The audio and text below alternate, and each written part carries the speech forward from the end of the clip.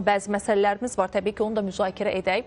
Azərbaycana 4 ölkənin bəzi ərazilərindən müvafiq malların idxalına məhdudiyyət tətbiq olunub. Bu barədə Azərbaycan Qida Təhlükəsizliyi Agentliyindən məlumat verilib və bildirilib ki, Ümumdünya Heyvan Sağlamlığı Təşkilatının rəsmi məlumatlarına əsasən Xorvatiyanın Bjelovar Bilagora bölgəsi, Macarıstanın Şomot inzibati ərazi vahidində bulutanq xəstəliyi, Liviya dövlətinin Əl-Mərqab dairəsində xırdabuynuzlu heyvanların çiçək xəstəliyi, Amerika Birləşmiş Ştatlarının Cənubi Dakota ştatında isə yüksək patogen quş qripi xəstəliyi qeydə alınıb və Azərbaycan Qida Təhlükəsizliyi Agentliyi ölkə ərazisinin yoluxucu xəstəlikdən qorunması məqsədi ilə müvafiq malların idxalına müvəqqəti məhdudiyyət tətbiq edib və eyni zamanda əlaqəli tədbirlərin görülməsi üçün də Dövlət Gömrük Komitəsinə müraciət olunub deyə bir xəbərimiz var. Elə bu xəbərdarlıqla da davam eləyək, çünki Azərbaycan Qida Təhlükəsizliyi Agentliyinin əməkdaşları nəzarət tədbirləri çərçivəsində, təbii ki, ölkə ərazisindəki nəzarət çərçivəsindən gedir.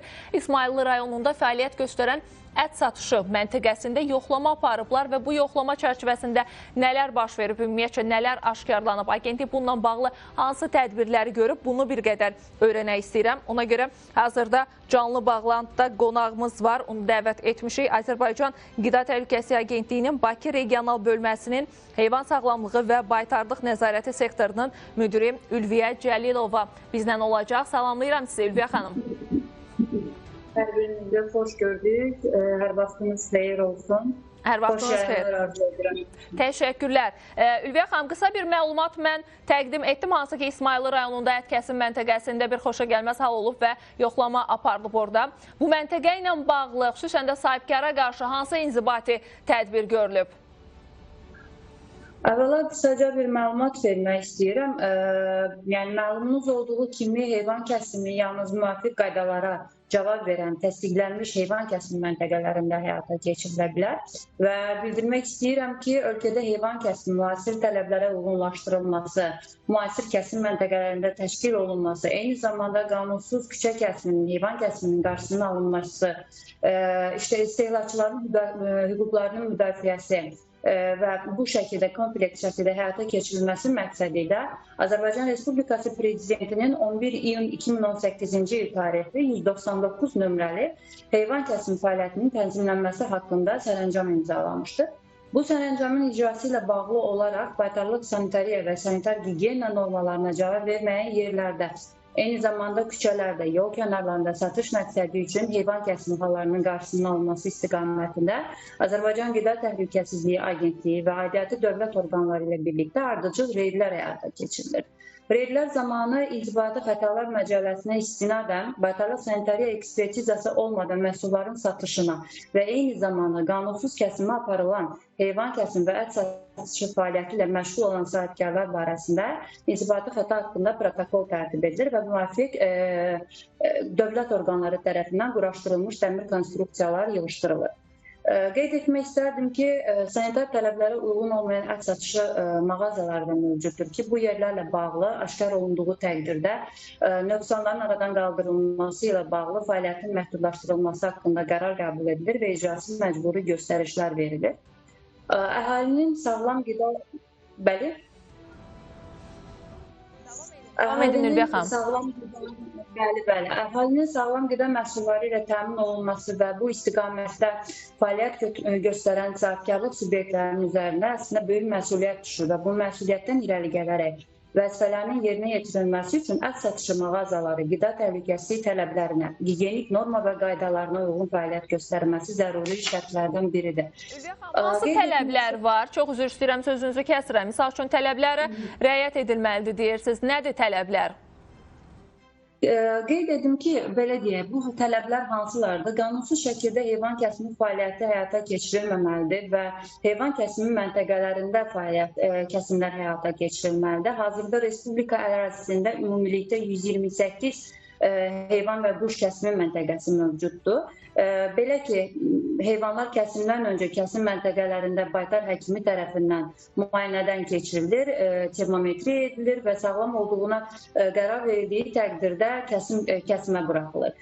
Kəsimlə iş bitmir. Belə ki, kəsim sahəsində kəsim həyata keçirildikdən sonra heyvanların daxili orqanları baytar həkim tərəfindən sağlamlığının müəyyən edilməsi üçün analizlər aparılır və sağlamlığı təsdiq edildikdən sonra baytarlı müşahidə edici sənədlər verilir. Yəni el arasında belə bir ifadə var ki, ideologiya var ki, daha doğrusu heyvanlar göz qarşısında kəsimi aparılırsa, bu deməkdir ki, sağlamdır. Xeyr, belə hallar mümkün olduğu təqdirdə mən qeyd etmək istərdim ki, zoonoz xəstəliklər var ki, bu xəstəlikləri insanların yoluxmasına gətirib çıxarda bilər ki, nəzərə alsaq ki, zoonoz infeksiyalar həm qida məhsullarının heyvanların yetişdirilməsində, kəsimində, emalında və istehlak mərhələlərində sirayət edə bilər.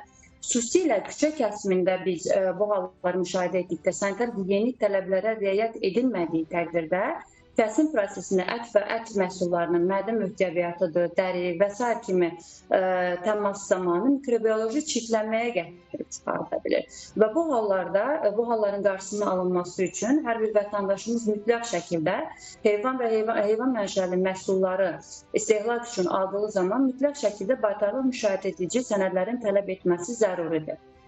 Ülviyə xanım, düzdür, burada məhsullarla bağlı kriteriyaları qeyd elədiniz, nələr, hansı tələblər olmalıdır? Bəs işçilərlə bağlı hansısa bir tələb varmı?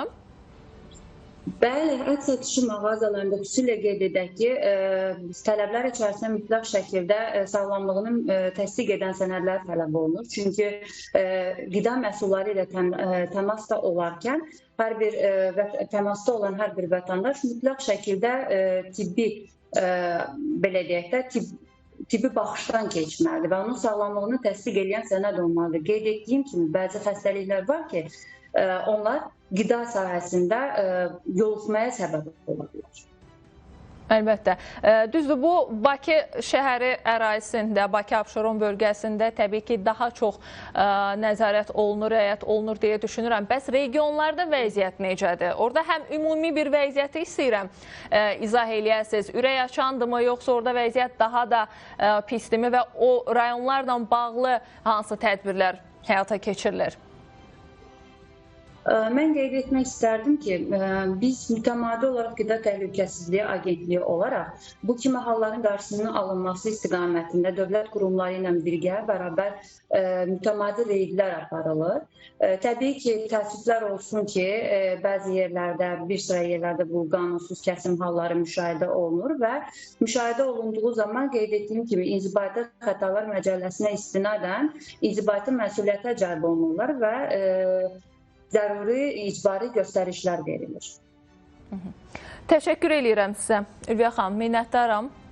Bizi məlumatlandırdığınız üçün bu məsələ ilə bağlı Azərbaycan Qida Təhlükəsizliyi Agentliyinin Bakı Regional Bölməsinin Heyvan Sağlamlığı və Baytarlıq Nəzarəti sektorunun müdiri Ülviyə Cəlilova canlı bağlantıdaydı. Hansı ki, İsmayılı rayonunda fəaliyyət göstərən ət kəsim məntəqəsində bir hadisə, ümumiyyətcə yoxlama prosesi həyata keçirilmiş və orada qanuna uyğunluğu olmayan bir fakt aşkarlanmışdı və bununla bağlı atılan addımlar və buradan çıxış edərək ümumiyyətcə Azərbaycanda hazırki ət kəsim məntəqələrində vəziyyət necədir, kriteriyalar, tələblər nədən ibarətdir, nələrə fikir verilməlidir? Bununla bağlı bizi məlumatlandırdı Ülviyə xanım. Bir xəbəri də istəyirəm sizlə bölüşüm. Bugün Şuşada Azərbaycan Respublikasının Prezidenti İlham Əliyev